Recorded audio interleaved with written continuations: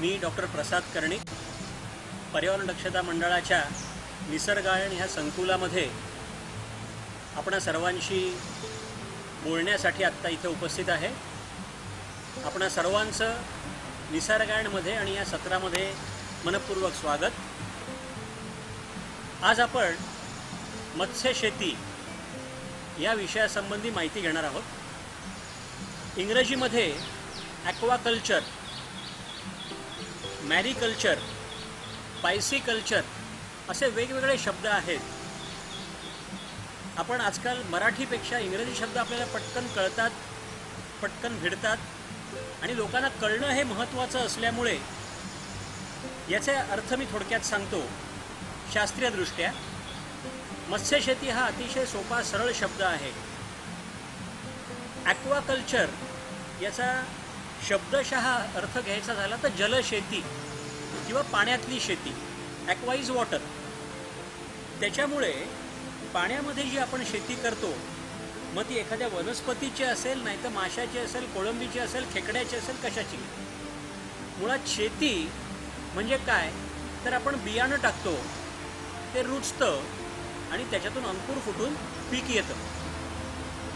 तसंच ह्या ठिकाणी आपण माशाचं किंवा त्या प्राण्याचं, कोळंबी असेल, खेकडा असेल, शेऊड ज्याला काही जण झिंगा, लॉबस्टर म्हणतात, कुठलंही असेल, त्याचं बीज टाकतो। म्हणजे छोटा त्याचा लहानसा जीव आपण टाकतो आणि तो वाढवतो। ह्या ठिकाणी मत्स्य शेतीबद्दल आपण माहिती घेतोय आणि तीही त्याची आपण या विषयाची ओळख करून घेणार आहोत आज। त्यातले खोल जे काही भाग आहेत, खाचखळगे आहेत, तपशील आहेत, बारकावे आहेत, ते आपण नंतर बघणारच आहोत। शेती याला म्हणतात याचं कारण मगाशी मी सांगितलं की बीज आपण टाकतो आणि ते वाढतं, जसं तांदळाचं असेल, गव्हाचं असेल तसं। ॲक्वाकल्चर म्हणजे जलशेती, पायसीकल्चर किंवा फिश कल्चर म्हणजे मत्स्यशेती। त्याच्यामध्ये मॅरीकल्चर पण हा शब्द वापरतात। MARI, मॅरी हा मरीन म्हणजे समुद्र, त्यामुळे समुद्रातले मासे किंवा समुद्री प्राणी किंवा जीव त्यांची शेती करतात, त्याला मॅरीकल्चर म्हणतात। असे अनेक याचे वेगवेगळे भाग आहेत असं आपण म्हणूया। आत्ता आपण मत्स्यशेतीची तोंडओळख करून घेणार आहोत। तुम्ही बघताय की मी आत्ता मगाशीच सांगितलं निसर्ग आणि या संकुलात आपण आहोत। सगळं काय आहे हे नैसर्गिक आहे। अर्थात तुम्ही इथे बघत असाल की हे तुम्हाला प्लास्टिक दिसतंय, तुम्ही म्हणाला रे हे कुठे नैसर्गिक आहे। तर जलशेती किंवा मत्स्यशेती करण्यासाठी काय काय घटक लागतात ते थोडक्यात आपण बघू आणि त्या अनुषंगाने ह्या प्लास्टिकचं सुद्धा स्पष्टीकरण मी देईन। जे नैसर्गिकरित्या शक्यच नाही तिथे मानवनिर्मित काही गोष्टींची आपण मदत घेतो, त्यातलाच हा प्रकार आहे, एवढंच मी सुरुवातीला सांगतो। बीज ज्याला आपण म्हणतो, माशांचं बीज जसं वनस्पतीचं बी असतं त्याच धर्तीवरती, परंतु इथे हे बीज वेगळ्या स्वरूपात नसून जो मासा आहे, आता उदाहरणार्थ मी समजा रोहू किंवा कटला किंवा आजच्या काळामध्ये सगळीकडेच शहरामध्ये हे जंगलातही वेगळ्या प्रकारचे पण मच्छर असतात, डास असतात, त्यांना खाणारा आणि मारणारा म्हणजे गप्पी मासा। गप्पी मासे पाळा, हिवताप टाळा अशा घोषणा तुम्ही ऐकल्या असतील, जे खरोखरच आहे। गप्पी मासा असेल, याचा छोटा जीव म्हणजे थोडक्यात बाल्यावस्था, मासे तयार होतात अंड्यापासून। अंडी म्हणजे खरं बीजांड, बीज। शेतीमध्ये, वनस्पतीमध्ये बीज आहे ते वेगळ्या रूपात असतं।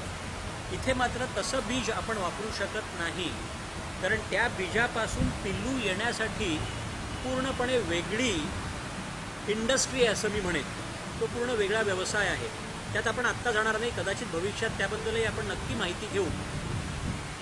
आत्ता आपण इथे हा विषय जो आहे तो व्यवसायाच्या हरित संधी म्हणजे ग्रीन करिअर्स। शेवटी मनुष्य प्राणी, मीही मनुष्य प्राणीच आहे, मला फायदा असेल तर मी एखादी गोष्ट नवीन शिकेन। तुम्ही म्हणाल हे एवढं सगळं का ऐकायचं, मला फायदा काय? तर किमान आजच्या सत्रात आपण असं बघणार आहोत की या छोट्याशा उद्योगातून सुद्धा मी आणि माझं कुटुंब याचं पालन पोषण होईल इतपत साधन संपत्ती, मग तो मासा असेल किंवा मासे विकून येणारे पैसे असतील. इथे थोडं विषयांतर होतं आहे, परंतु मला बोलण्याचा मोह टाळता येत नाही आहे. कोविडचे दिवस आहेत, आपण सगळे मास्क लावून फिरतो. आता आपल्याशी संपर्क साधताना या निसर्गाच्या सान्निध्यात मी मास्क काढून ठेवला आहे. परंतु या दिवसामध्ये आपण पुन्हा अनेक प्रकारे जुन्या ज्या चांगल्या पद्धती आहेत, संस्कृती आहेत, पर्याय आहेत, त्यांच्याकडे जातो आहे. आज हॉटेलं बंद आहेत, परंतु मी घरी शिजवून खाऊ शकतो. तसंच या ठिकाणी मी मगाशी म्हटलं साधन संपत्ती म्हणजे मासे. पूर्वी बार्टर सिस्टीम होती, खूप चांगली सिस्टीम होती. आजही खेडेगावात आमच्या इथे जवळ अजूनही चालते की ते पैशांनी व्यवहार करतच नाही. म्हणून मगाशी मी साधन संपत्ती म्हटलं, त्याचा हा फक्त थोडासा तपशील. तर या व्यवसायातून मी माझं आणि माझ्या कुटुंबाचं पोट भरू शकतो, उदरनिर्वाह करू शकतो.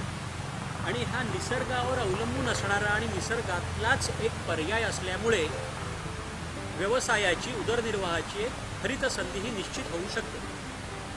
आपण आता थेट विषयाकडे येऊया. मत्स्यशेती. माशाचं बीज आपण टाकतो, ते वाढतं, ते मोठं होतं, त्याला मी काढून खातो किंवा विकतो आणि त्या पैशातून मला हवं ते आणून मी माझा उदरनिर्वाह चालवतो, माझी उपजीविका करतो. म्हणजे इथे तुम्हाला अन्न मिळतं आणि त्यातून मिळणारा मोबदला आहे, त्यातून तुम्ही बाकी पाणी, निवारा, सगळं काही विकत घेऊ शकता आणि तुम्ही तुमचं आयुष्य छान जगू शकता. ही शेती करणं शिकवायचं का हो? पूर्वी आमच्याकडे मच्छीमार जे होते, मी ठाणे शहरात राहणारा असल्यामुळे तिकडले तलाव, तिकडली खाडी याच्यामध्येच गेली 40-45 वर्ष मस्त बागडतोय. त्यामुळे तिथे अवलंबून असलेले हे सगळे मच्छीमार लोक हे पूर्वी अशी शेती करत नव्हते. थोडंसं मातीचा बंधारा घालायचं, हे आपल्या विषयाशी सुसंगत आहे म्हणून सांगतोय, कारण बंधारा घालायचा कसा घातलाय काय हे थोडक्यात मी आपल्याला विषयाची ओळख म्हणून करून देणारच आहे. तर ते मातीचा बंधारा घालायचे, त्याच्यामध्ये जे काही बीज येईल ते अडवायचे.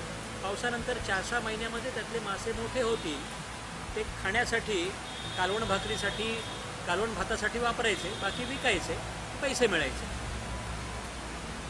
मनुष्य प्राणी हा नुसता स्वार्थी नाही तर बुद्धिमान पण आहे. ते करण्यामध्ये काय व्हायचं की मोठा पाऊस आला, पूर आला तर तो बंधारा वाहून जायचा. मी आमचे एक त्यांना आम्ही मामा म्हणत असू, लक्ष्मण मामांना विचारलं, मामा हो हे काय वाहून गेला बंधारा, बीज गेलं वाहून, मासे कसे मिळणार? अरे जाऊ दे रे कर्णिक, मला ते कर्णिक म्हणायचे, आडनावाने हाक मारायचे. देवाच्या मनात नव्हतं. हो पण हे तुम्हाला मला व्यवसाय करायचा म्हणून परवडेल का?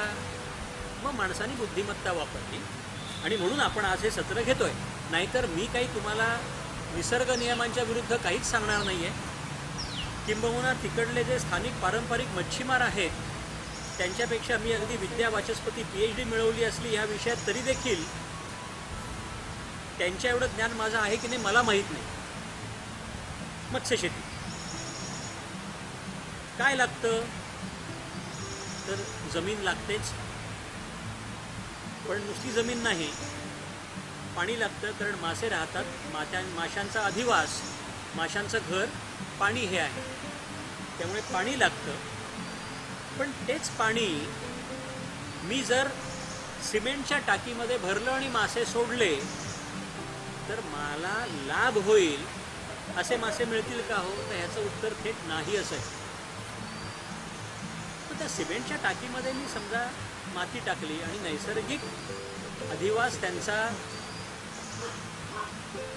करण्याचा प्रयत्न केला तर नुसत्या सिमेंटच्या टाकीतल्या पाण्यापेक्षा ते कदाचित वाढते. आणि जर माझ्याकडे जमीन आहे, खड्डा आहे, बाकी काहीही आवश्यकता नाही आहे, त्या खड्ड्यात पाणी राहतंय, त्याच्यामध्ये मासे जास्त चांगले होते. नैसर्गिक अधिवास जेवढा देता येईल तेवढी त्यांची वाढ ही जास्त चांगली होते. त्याच्यामुळे माती खड्डा करायला लागतो. पाणी एक साधारण एखाद मीटर पाणी असेल तरी चालतं. याचे मगाशी म्हटल्याप्रमाणे पुन्हा एकदा सांगतो, तपशील जे आहेत, बारकावे आहेत, ते आपण नंतर बघणारच आहोत. आता हे पाणी कसं असावं, तर स्थानिक ठिकाणी जे पाणी मिळतं ते असावं. हा मुद्दा अतिशय महत्त्वाचा आहे. बाहेरून पाणी जर मी आणलं, ज्याला आपण एक्झॉटिक वॉटर, फॉरेन वॉटर, परकीय पाणी असं म्हणू, त्याच्यामध्ये मासे तितकेसे वाढतील याची शाश्वती मी देऊ शकत नाही. त्यामुळे स्थानिक ठिकाणी जे मासे वाढतात ते मासे, त्याचं पिल्लू, ज्याला आपण बीज म्हणतो, इंग्रजीमध्ये सीड किंवा सीडलिंग म्हणतात, त्याला एक खूप छान शब्द इंग्रजीत आहे, त्याला आम्ही फिंगरलिंग म्हणतो. मराठीत एक खूप गोड शब्द आहे, बोटुकली म्हणतात. म्हणजे तुमच्या लक्षात येईल की खड्डा आहे, खड्ड्यात पाणी टाकलं आहे, पण त्याच्यामध्ये मला बोटुकल्या सोडायच्यात. तर ह्या बोटुकल्या कुठल्या सोडायच्या, किती सोडायच्या, कधी सोडायच्या, आणि सर्वात महत्त्वाचं, त्या कधी काढायच्या आणि विकायच्या किंवा खायच्या, हे सगळं शास्त्र आहे. जे विज्ञान या पारंपरिक लोकांना माहिती होतं, परंतु विज्ञान म्हणून माहीत नव्हतं. त्यांना ज्ञान होतं, पण ते विशेष ज्ञान आहे हे त्यांना माहीत नव्हतं. त्यामुळे ते असं सांगायचे की आमचे बापजाते हेच करतायत, पिढीजात आम्ही हे करतोय. पण आज मी जेव्हा विज्ञानाच्या आधारावर म्हणतो, तेव्हा मी सांगू शकतो की हे का, कसं, कशासाठी, आणि what is the bottom line, माझा फायदा, तर तो कसा वाढेल. पण हे बघताना मी पुन्हा एकदा सांगतो, मगाशी ओझरता उल्लेख मी केला होता की ही निसर्ग शेती आहे, व्यवसायाची हरित संधी आहे. त्या हरिताला मला रंग बदलू द्यायचा नाही आहे. म्हणजे पाणी हिरवं नाही आहे, मासा पण हिरवा नाही आहे, पण निसर्गाशी संबंध असल्यामुळे, आणि शेवटी हिरवा रंग हा पानांचा, वनस्पतींचा आहे, ज्याचं थेट नातं ह्या आपल्या माशांशी पण आहे. त्यामुळे ग्रीन करिअर म्हणून करताना निसर्गाच्या विरुद्ध जायचं नाही आहे. लाभ मला थोडा कमी झाला तरी चालेल, लाभ होणारच आहे. एक साधं तुम्हाला थेट उदाहरण देतो. आत्ता आपण इथे हे तळं बघताय, आत्ताच मी पुढचा टप्पाही घेतो की हा तलाव आम्ही स्वतःच्या मेहनतीने खोदलाय. मला मोठा करायचा असेल, माझ्याकडे रोकड आहे, पैसे आहेत, तर मग मी JCB किंवा पोकलेन सारखे मोठमोठी यंत्र लावून त्यांनी पण काढू शकेन. कमी पैसे असतील, माणसांची कुमक आहे, ट्रॅक्टरनी पण मी करू शकतो. पण सर्वात सोपं, सर्वात नैसर्गिक, आणि खरं तर माझ्यासारख्या शहरी माणसासाठी अतिशय रिफ्रेशिंग काम म्हणजे हा तलाव स्वतः खोदायचा, जो आम्ही केला आहे. 8 दिवस लागले, परंतु 8 दिवसात हा साधारण 1.5-2 फुटाचा तलाव, जी माती बाहेर काढली ती तलावाच्या काठावर घातली. जर तलावात पाणी राहत नसेल, मग या पर्यायाकडे आपण येऊ, कारण मला व्यवसाय करायचा आहे. त्यामुळे माझ्यासाठी त्यातून मिळणारं उत्पन्न महत्त्वाचं आहे. मग ते उत्पन्न जास्त प्रमाणात आणि कमी कालावधीमध्ये, मी थोडं पाण्यात पाय टाकून बसतो म्हणजे आणखीन रिफ्रेश होईल, तर कसं मिळेल यासाठी विज्ञानाची, सायन्सची, तंत्रज्ञानाची जोड आपण घेतो. तुम्ही इथे बघत असाल की मी ज्याच्यावर बसलोय ते प्लास्टिक आहे, ताडपत्री आहे. हा हौद जो आपण बांधला आहे, हा हौद आहे 25 फूट बाय 25 फूट, साधारण 650 स्क्वेअर फुटाचा. म्हणजे आपल्याकडे इथे व्यावसायिकदृष्ट्या बोलायचं झालं तर साधारण 60-62 चौरस मीटरचा. कारण मत्स्यशेतीमध्ये आपण चौरस मीटरमध्ये आकडे मोजतो, फुटात नाही. खरं तर आम्ही एकरात आणि हेक्टरमध्ये बोलतो, पण एकर हेक्टर खूपच जास्त झाले. विषय मी काढलाय म्हणून सांगतो. एका एकरामध्ये 40 गुंठे होतात. एक गुंठा म्हणजे 10 बाय 10 चौरस मीटर, म्हणजे 100 चौरस मीटर म्हणजे एक गुंठा. 40 गुंठे म्हणजे 4000 चौरस मीटर म्हणजे एक एकर. 2.5 एकर म्हणजे 10,000 चौरस मीटर म्हणजे एक हेक्टर. विषय निघाला म्हणून ओघात मी सांगतो, महत्त्वाचा आहे. मत्स्य व्यवसाय करायचा असेल, मत्स्य शेती करायची असेल तर कमीत कमी 5 हेक्टर जागा हवी, हे सरकार दरबारापर्यंत सगळ्यांचं मत होतं. मी स्वतः अनेक वर्षापूर्वी हा प्रयोग केला, यशस्वी केला आहे. म्हणून मी ठामपणे सांगू शकतो की अगदी छोट्या म्हणजे एका गुंठ्यामध्ये 100 चौरस मीटरची जरी जागा असेल तरीही तुम्हाला मासे वाढवता येतात आणि काही प्रमाणात त्यातून तुम्हाला उत्पन्न काढता येते. तर हा आपण केला, हा एका गुंठ्यासुद्धा पेक्षा कमी असा हा हौद आहे. मग हा हौद म्हणजे ही जमीन जी आहे, ही जमिनीपासून, रस्त्यापासून साधारण एक किमान 30-40 फुटावर आहे. खाली नैसर्गिक ओढा आहे, नदीचं छोटंसं पात्र आहे. मग त्याच्यामध्ये पाणी इथे टिकणारच नाही, कारण ते पाणी खाली वाहून जाईल. त्यामुळे आम्ही काय केलं, तर ते पाणी टिकणं तर आवश्यक आहे. मला व्यवसाय करायचा आहे, मला लोकांना हा व्यवसाय कसा करावा हे छोट्या प्रमाणात सांगायचं आहे. मग आम्ही हे प्लास्टिक टाकलं. म्हणजे तसा विचार केला तर ह्या प्लास्टिकचे काय पैसे लागले असतील 10-12 हजार, तेवढे फक्त ह्या ठिकाणी खर्च करायला लागले. आता हे ह्या खड्ड्यासाठी म्हणतोय मी, आणि भरपूर मोठा आपण घेतला आहे. म्हणजे आणखीन हा खड्डा वाढवून तरी आम्हाला करता येईल. म्हणजे एक्सटेन्शन कसं करता येतं हे जेव्हा आपण तपशीलवार बघू त्यावेळेला मी सांगू शकतो.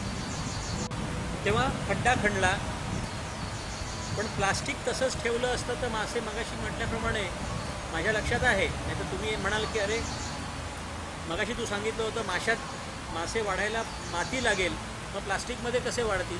तर आपण माती टाकलेली आहे. तुम्ही आत्ता इथे बघत असाल की ह्या ठिकाणी ह्या पाणी जर तुम्हाला दिसत असेल तर पाण्यामध्ये पालापाचोळा पडलेला आहे. खाली माती असल्यामुळे तो पालापाचोळा छान कुजू शकला. कुजणं सडणं म्हटल्यावर आपण नाकावर बोट देतो, पण आता तुम्हाला नाकावरचं बोट काढायला लागेल, कारण मासे वाढायचे असतील तर हे सडणं कुजणं अत्यावश्यक आहे. वास येत नाही, घाण येत नाही, काही होत नाही. पण माशा वाढताना पाण्याचा रंग बदलला तर तुम्हाला कळतं, तो रंग थोडासा हिरवट होतो. हरित व्यवसाय आहे. आता हिरवा का होतो? तर शेवाळं वाढतं. ते शेवाळं वाढलं, हे पाणी थोडंसं हिरवं झालं, गढूळ झालं का मग त्याच्यामध्ये आपल्याला मासे सोडायचे. आता मासे सोडताना अगदी ढोबळमानाने सांगायचं झालं तरी ते मी बाहेरून आणणार आहे, म्हणजे इथेच वाढणारे स्थानिक पाण्यामध्ये मिळणारेच मासे मी सोडणार आहे. पण माझी अट काय, तर ते वाढून मला खाता आले पाहिजेत किंवा विकता आले पाहिजेत. त्यामुळे नैसर्गिक पाणवठ्यामध्ये मानवी खाद्य असलेले मासे सोडणं हा पहिला मुद्दा. म्हणजे बीजाची निवड करताना, व्यवसाय म्हणून बघताना काय काय बघायला पाहिजे ते. त्यानंतर ज्याला खाण्यासाठी कमीत कमी बाह्य मदत लागेल, म्हणजे काय, तर उद्या एखादा मांगूरसारखा मासा आहे, सध्या खूप मोठ्या प्रमाणात त्याची जाहिरात झाली होती, आमच्याकडे खेडोपाडी सगळ्यांनी वाढवले, परंतु अतिशय स्वार्थी मासा आहे, त्याला जिवंत खाद्य लागतं. मग त्यासाठी तुम्हाला जिवंत दुसरे मासे सोडा किंवा कुठलं तरी मांस टाका. ते चूक आहे, वाईट आहे असं मी म्हणत नाही, पण ते केलं तर मग पाणी खराब व्हायची शक्यता खूप. त्यामुळे म्हणजे केवळ मी शाकाहारी आहे म्हणून म्हणत नाही, तर गवत, पानं, कुजलेला पाला, शेवाळं हे खाऊन राहणारा मासा असेल तर खर्च कमी.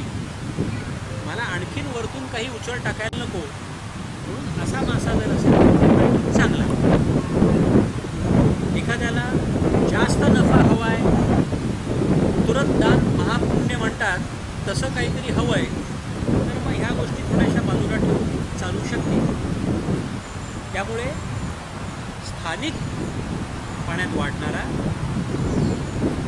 बाह्य खाद्य कमीत कमी लागणारा, पाण्याची गुणवत्ता त्याच्या खाद्यामुळे कमी होणार नाही असं खाद्य लागणारा मासा, आणि जो बऱ्यापैकी लवकर वाढतो.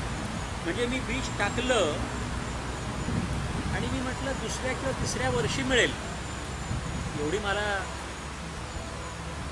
थांबता येण्यासारखं नाही आहे, एवढी मला घाई आहे की मी असं म्हणतो की अरे तू 6 महिने सांगतो, 4 महिन्यात मला मिळून पैसे मिळतील का? त्यामुळे हाही मुद्दा महत्त्वाचा होतो, मत्स्यशेतीमध्ये ठरतो. तर तेव्हा असं एक छोटंसं तळं आपण खोदलं, त्याच्यामध्ये पाणी राहील अशी व्यवस्था केली, पालापाचोळा पडेल म्हणून खाली माती टाकली. आता माशाचं बीज सोडलं, निवड केलेली आहे. 4-6 महिने तर नक्की लागतात. काही कोलंब्या अशा आहेत, मासे नाहीत. कोलंबी हा वेगळा जीव आहे. मासा हा पृष्ठवंशीय प्राणी आहे, थोडा प्रगत. कोलंबी हा पृष्ठवंशीय अनेक पाय असलेला बहुपाद प्राणी आहे. परंतु काही कोलंब्या आहेत त्या 3-4 महिन्यामध्ये वाढतात. पण मासे थोडे आणखीन मोठे होतात. त्यामुळे साधारण 6 महिने आपण असं म्हणू ढोबळमानाने, तर हे मला वाढवायचं आहे. आता पुढचा मुद्दा माझ्यासाठी आणखीन महत्त्वाचा व्यावसायिक म्हणून, त्या माशांना मी खाईन हो, मित्रमंडळी इथे येतील निसर्गाडला ती खातील. म्हणजे मी खाईन म्हणजे प्रसाद करणी म्हणून मी नाही खात, पण उदाहरण द्यायचं म्हणून सांगतो. परंतु मला त्यातून मोठ्या प्रमाणात पैसे हवे असतील तर बाजारात जे विकले जातात तसे मासे हवे. त्यामुळे तो एक महत्त्वाचा मुद्दा. आणि बाजारभावाचा आकार झाला. आता इथे आणखीन एक तत्त्व आपण लक्षात ठेवलं पाहिजे. मनुष्य प्राण्यासारखंच आहे. निसर्गामध्ये नैसर्गिक तत्त्व सगळ्यांना सारखीच आहे. मी नेहमी हे उदाहरण देतो. माझी उंची 5-3 फूट आहे, एखाद्याची उंची 6 फूट 3 इंच असेल, एखाद्याची उंची 4 फूट 3 इंच असेल. पण आम्ही सगळे मनुष्य प्राणीच आहोत. आमची वाढ साधारण टप्पे जे आहेत वाढीचे ते सारखेच आहेत. तसंच माशांमध्ये असतं. काही मासे 4 महिन्यामध्ये बाजारामध्ये विकण्यायोग्य होतात, काहींना 8 महिने लागतात. तर हे प्रत्येक तपशील प्रत्येक माशाच्या जातीनुसार आणि त्या ठिकाणानुसार बदलतो. आता इथे आणखीन एक महत्त्वाचा मुद्दा मी म्हणतो. तुम्ही म्हणाल ठिकाणावर अवलंबून कसं आहे? तर अशासाठी काही ठिकाणी खूप ऊन पडतं, आसपास झाडं नाही आहेत. झाडं लावून सुरुवात करायची असेल तुम्हाला व्यवसायाला तर काही काळ जावा लागेल, किमान 1 ते 2 वर्ष. त्याच्यामुळे त्या ठिकाणची माती सुपीक असेल तर मासे नक्की वाढतात. मासे माती खात नाहीत, मासे थेट भाज्याही खात नाहीत. पण त्या भाज्यांच्या मातीमध्ये कुजण्यामुळे झालेलं त्यांचं अन्न जे आहे, ज्याला आपण सेंद्रिय अन्न म्हणून ऑर्गॅनिक फूड, ते जास्त चांगल्या रीतीने तयार होतं. त्यामुळे ठिकाण कुठलं आहे, ठिकाण कुठे आहे, ठिकाण कसं आहे, त्याची बाजूची परिस्थिती कशी आहे, त्याच्यावरती या माशांची बीजाची जात पण आपल्याला ठरवायला लागेल आणि त्याची वाढ कशी होईल. आता आपण वाढीबद्दल बोलतो, तर ते तुम्हाला मात्र ठरवावं लागेल आणि त्यासाठी आम्हा लोकांची गरज लागेल. इतकंच नाही तर त्याला खाद्य व्यवस्थित मिळतंय की नाही.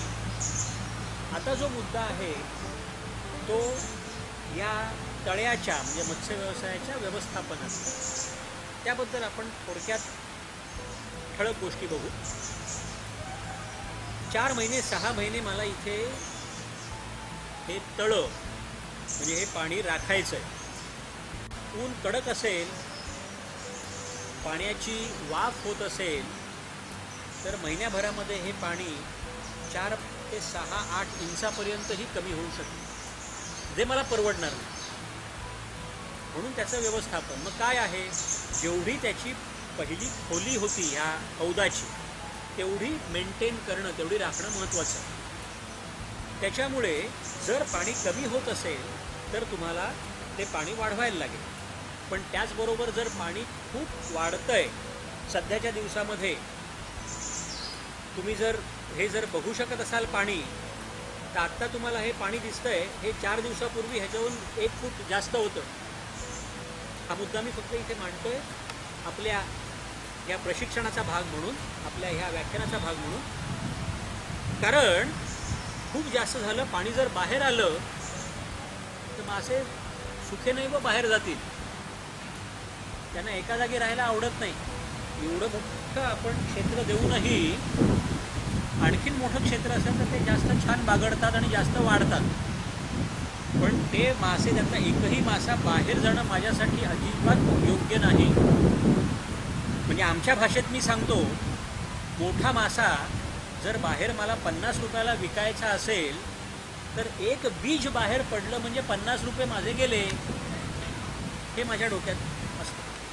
त्याच्यामुळे पाणी कमी करायला लागतं. मगाशी म्हटल्याप्रमाणे 4 दिवसापूर्वी आम्ही ह्यातलं पाणी, आणि काय नाही, आम्ही मोटर वगैरे पण वापरत नाही, पाईप टाकायचा, तो थोडासा, ते स्थानिक लोकांना माहिती असतं, उलट सुलट थोडा हलवला का त्यात पाणी जातं. दुसऱ्या बाजूनी पाणी भरपूर भरलं का तो पाईप भरला का पाणी पाण्याकडे जातं, आणि तो खाली केला का आपसूक, म्हणजे पंप न लावता, काही न करता पारंपरिक पद्धतीने पाणी कमीही करता येतं. टाकायचं असेल तर पंप असेल तर बरं, कारण एवढ्या प्रमाणात पाणी बालद्याने किंवा पाणी डोक्यावर उचलून आणणं थोडं कठीण नाही. तेव्हा त्याच्या मेंटेनन्समध्ये पाण्याची पातळी नीट आवश्यक आहे. त्यानंतर त्याला खाद्य पुरतंय की नाही, मग त्या माशाला आपल्याला एक छोटंसं आपण बांबूला जाळं लावतो आणि त्या जाळ्याने मासे खाद्य टाकून आणतो, वरती त्यांना थोडी जबरदस्ती, आणि दर आठवड्याला, महिन्याला त्याची वाढ जशी होईल ती वाढ बघणं, त्याचा मागोवा घेणं महत्त्वाचं आहे.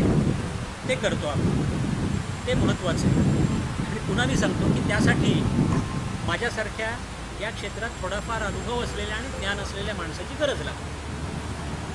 एखादा स्थानिक माणूसही सांगू शकेल, पण तो तुम्हाला ठामपणे सांगू शकणार नाही. आत्ता हा मासा 50 ग्रॅमचा झाला आहे तर 250 ग्रॅम व्हायला पुढचे 2 महिने पुरतील असं मी कदाचित सांगू शकेन.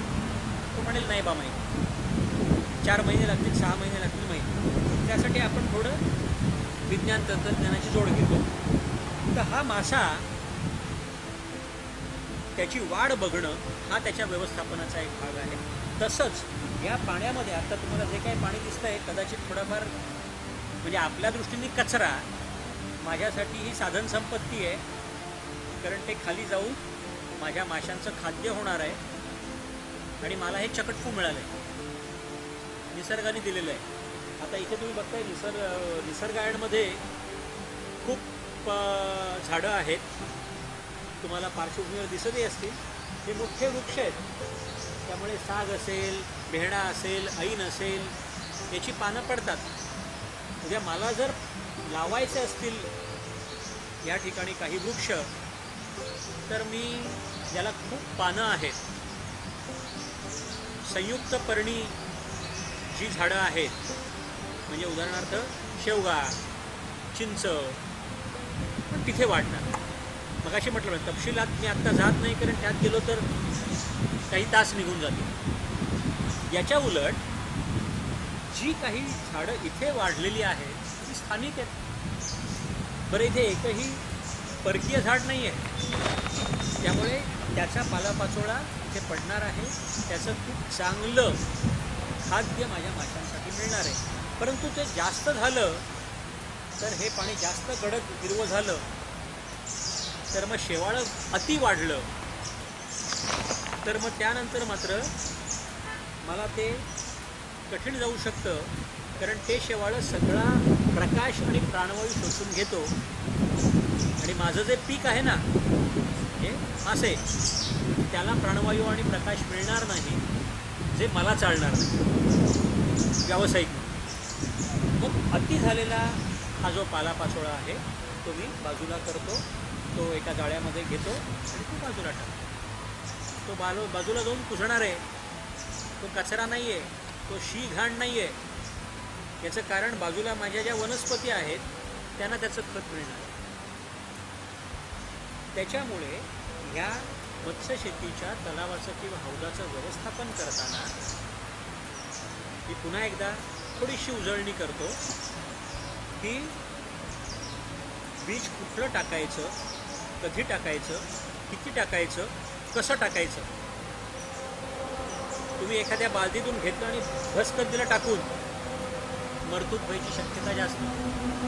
त्यामुळे त्यांना ज्या पाण्यातून आणलंय, भले ते इकडलंच पाणी जरी असेल तरीही त्याचं तापमान याचं वेगळं आहे.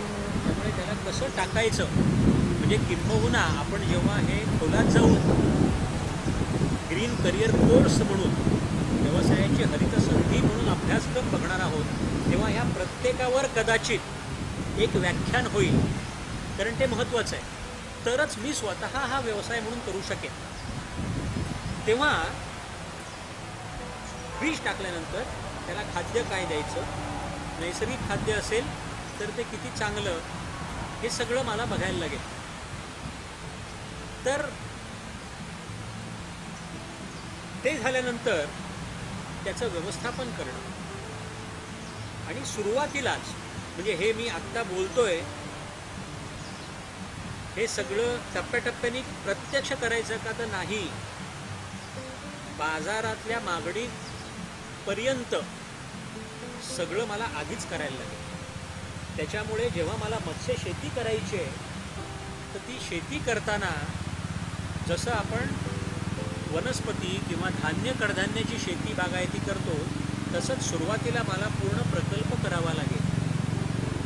त्यासाठी पुन्हा माझ्यासारख्या 2 बुकं जास्त शिकलेल्या माणसाची गरज लागते.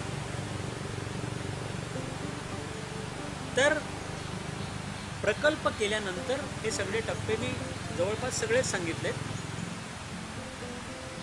एक टप्पा जो बाजारातल्या विक्रीचा आहे त्याच्याबद्दल एवढंच म्हणेन मी की आपण ऑलरेडी प्रकल्प तयार करतानाच कुठले मासे ठरवले, त्यामुळे बाजारभाव कशाला जास्त आहे ते बघितलेलं आहे. परंतु ह्या ठिकाणी समजा मी असं ठरवलं की मला हे ऑक्टोबरमध्ये किंवा डिसेंबरमध्ये विकायचं आहे, परंतु तोपर्यंत वाढ झाली नाही, फेब्रुवारी उजाडला, तर मी डिसेंबरमध्ये दरवर्षी असलेला भाव लक्षात घेतला आहे. त्यामुळे ह्या गोष्टी मला सुरुवातीपासूनच लक्षात घ्यायला पाहिजे. माझा स्वतःचा हा अभ्यासाचा विषय आहे, कारण जिव्हाळ्याचा विषय. मी खात नसलो तरी सुरुवातीलाच म्हटल्याप्रमाणे ठाण्यात राहिलो असल्यामुळे आणि तिकडले सगळे हे तलाव मालक आणि खाडीवरती उपजीविका करणारे माझे अनेक वर्ष मित्र असल्यामुळे, स्नेही असल्यामुळे त्यांना सगळ्याची माहिती असते. पण ते काय करतात, या शेवटच्या मुद्द्याकडे येऊ आपण आणि मग थांबू. तर ते सुरुवातीला फायदा किती होईल हे बघत नाही. मी ऑक्टोबरला विकणार आहे का फेब्रुवारीला हे बघत नाहीत. ते काय बघतात, तर निसर्ग नियमानुसार मासा वाढलेला आहे, त्याला कुठलंही औषध टाकलेलं नाही. म्हणजे आपण आजकाल सेंद्रिय शेती म्हणतो की नाही, तर इथे मी असा शब्द वापरेन, आमच्याकडे निसर्गायणमध्ये सुद्धा आम्ही सेंद्रिय शेती नाही करत, नैसर्गिक शेती करतो. सेंद्रिय शेतीमध्ये सेंद्रिय खत घालतो मी. इथे मी काही खत घातलं आहे का? मी काही घातलेलं नाही आहे. त्याचं खत तयार झालं आणि माशांचं खाद्य तयार झालं आहे निसर्गतः. त्यामुळे तो स्थानिक माणूस किंवा पारंपरिक जो आहे मच्छीमार, तो म्हणतो की मला 2 पैसे कमी मिळाले तरी चालेल. मी एकूण 1000 मासे विकायचं टार्गेट ठेवलं होतं, उद्दिष्ट ठेवलं होतं, पण ह्यातले 600 मासेच तेवढे मोठे झालेत ना, मी 600 विकेन, कारण त्याला मला ऑक्टोबरमध्ये चांगला भाव मिळणार आहे. म्हणजे बघा, स्वार्थ परमार्थ दोन्ही. त्यामुळे बाजारभावाचं बघताना तुम्ही कंटाळाल, पण परत एकदा सांगतो, तपशील मी आत्ता सांगत नाही आहे, कारण नाहीतर काय आहे, मी आत्ता बोलतो त्याच्यावर तुम्ही ऑक्टोबर फेब्रुवारी असे डोक्यात महिने घेतले, तर तसं नाही. हे मी तोंडात आले ते शब्द घेतले. त्याच्यामुळे मग मला फायदा पण मिळेल आणि तो मासा फार छोटा नाही आहे. त्याला ती मादी असेल आणि इथे वाढणारा मासा असेल तर पिलं घालेपर्यंत मी थांबेन, म्हणजे स्थानिक माणूस थांबेल. पण माझा तो संबंध नाही आहे. मगाशीच मी सांगितलं, प्रत्येक इंडस्ट्री वेगळी आहे. म्हणजे मोठे मासे, नर आणि मादी, त्यांना सशक्त करण्याची इंडस्ट्री वेगळी आहे. त्यांच्या बीजांड आणि शुक्राणूचं मिलन करणं, फर्टिलायझेशन करणं, त्याची इंडस्ट्री वेगळी आहे. त्याच्यापासून बीज तयार करणं, बीज, अंड, त्याची इंडस्ट्री वेगळी आहे. त्याच्यापासून पिल्लं तयार करण्याची इंडस्ट्री वेगळी आहे. पिल्लं बीज म्हणून मत्स्य शेतीसाठी घालण्यासाठीची इंडस्ट्री वेगळी आहे. आणि आत्ता आपण जो विषय बघितला मत्स्य शेतीचा, ज्याला आपण इंग्रजीमध्ये ग्रो आउट पॉन्ड म्हणतो, वाढवणं, बाकी सगळं वेगळं, नर्सरी, हॅचरी सगळं तुम्ही ऐकले असेल तर ते सगळं वेगळं आहे, वेगवेगळं आहे. त्याच्यामुळे मी छोटं पिलू टाकलं, त्याला खाद्य मिळू दिलं, त्याची वाढ तपासली, जोपासली आणि बाजारामध्ये मला फायदा निसर्ग नियमामुळे जास्त कसा मिळेल हे बघितलं. मत्स्यशेती व्यवसाय म्हणून, म्हणजे आम्ही ह्या महिन्यामध्ये श्रावणाच्या कहाण्या सांगायचो आणि मग सांगायचो की अमुक तमुक कहाणी सुफळ संपूर्ण. तसं आपल्या ह्या मत्स्यशेतीच्या विषय ओळखीच्या सत्रामध्ये कहाणी आपली सुफळ संपूर्ण बीजापासून विकून मला पैसे मिळेपर्यंत झालेली आहे. मंडळी, आपण आत्ता बघितलं मत्स्यशेती या विषयाची तोंडओळख. बोलता बोलता मी हेही सांगितलं की याच्यानंतर प्रत्यक्ष मला व्यवसाय म्हणून सुरू करायचा आहे. त्यासाठी अर्थातच मी पैसे मला किती मिळतील आणि लवकर कसे मिळतील आणि जास्त कसे मिळतील हे बघणार आहे. पर्यावरण दक्षता मंडळ याची मालिका देखील सुरू करणार आहे. परंतु अर्थातच हे आपलं सत्र आत्ताचं होतं, हे खरंच निःशुल्क होतं. किंबहुना पर्यावरण दक्षता मंडळाला निःशुल्क सत्र घ्यायला खूप आनंद आहे. आत्तापर्यंत वर्षानुवर्ष आपण तेच केलं. परंतु आता या दिवसामध्ये संस्थेसाठी एक स्रोत आणि त्याचबरोबर तुम्हाला त्याच्या काही पटीने व्यवसाय सुरू करून अर्थार्जन करता येईल, अशासाठी आपण याच्या पुढले जे सत्र आहेत, याच्या पुढली जी सेशन्स आहेत ती अर्थातच सशुल्क असतील. शुल्क किती हा प्रश्न तुमच्या मनात असेल, परंतु मगाशी मी म्हटल्याप्रमाणेच प्रत्येक सत्र हे कमी जास्त वेळेच्या दृष्टीने महत्त्वाचं म्हणतोय मी असेल, त्यानुसार त्याचं शुल्क ठरेल. परंतु अर्थातच हे ग्रीन करिअर कोर्स त्याची सत्र असल्यामुळे हा व्यवसाय म्हणून मी करायला एक मी तुम्हाला ग्वाही नक्की देऊ शकतो की हा पूर्ण अभ्यासक्रम तुम्ही जर केलात, माझ्या विषयाचं बोलतो मत्स्यशेतीचं, तर तुम्ही नुसता विचार करायचा नाही आहे, तर तुम्हाला तो तुमचा व्यवसाय यशस्वी होईपर्यंत सुरुवातीला बोटाला धरून, मग हाताला धरून आणि नंतर तुम्ही तुमचे स्वयंपूर्ण झालात की जेव्हा कधी अडचण असेल त्यावेळेला मदत करण्यासाठी मी स्वतः आणि अर्थातच पर्यावरण दक्षता मंडळ हे कटिबद्ध आहे. त्यामुळे तुमचा व्यवसाय यशस्वी कसा होईल हे आमच्यासाठी सुद्धा महत्त्वाचं आहे, पर्यावरणासाठी महत्त्वाचं आहे आणि अर्थातच चराचर सृष्टीसाठी महत्त्वाचं आहे. त्यामुळे याच्या पुढली सत्र जी असतील, जी सशुल्क असतील, त्याची माहिती वेळोवेळी आपण देऊच. इथे केवळ मत्स्यशेतीसाठी नाही तर पर्यावरण दक्षता मंडळाच्या वतीने मी सांगतोय अशा अनेक व्यवसायाच्या हरित संधी आहेत आणि मला सांगायला आनंद होतोय की पर्यावरण दक्षता मंडळ या प्रत्येक व्यवसायामध्ये आपल्या मदतीला धावून येणार आहे. त्यामुळे सशुल्क सत्रांची माहिती वेळोवेळी देऊच. ह्या ठिकाणी आपलं हे पहिलं सत्र विषयाच्या ओळखीचं आपण इथे थांबवूया. पुन्हा एकदा धन्यवाद.